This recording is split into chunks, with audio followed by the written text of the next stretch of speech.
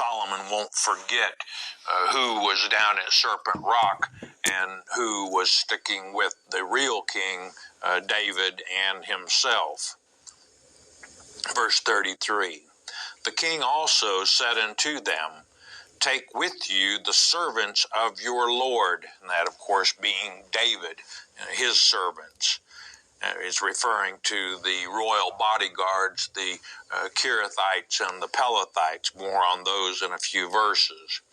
And cause Solomon my son to ride upon mine own mule, and bring him down to Gihon. Gihon is a brook on the west side of Zion, close enough that what goes on there can be heard down at Serpent Rock.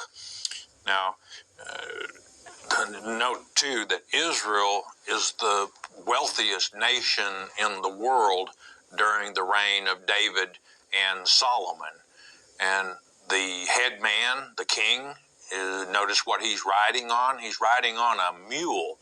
Well, why is that? Why would the head man be riding on a mule? Why didn't he have an expensive stallion, a war horse? In Deuteronomy 17, verse 16, God instructed that the king of Israel was not to multiply horses unto himself, and wives as well.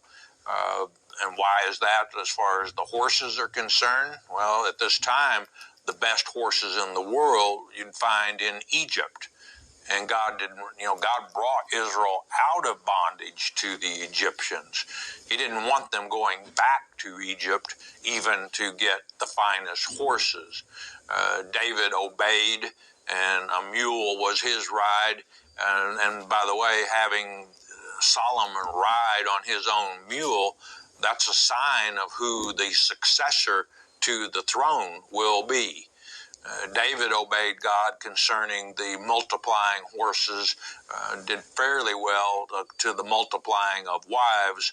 Solomon went back to Egypt and took a wife from the Egyptians. He went back and got horses.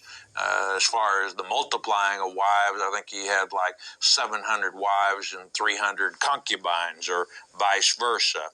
Another subject for another time.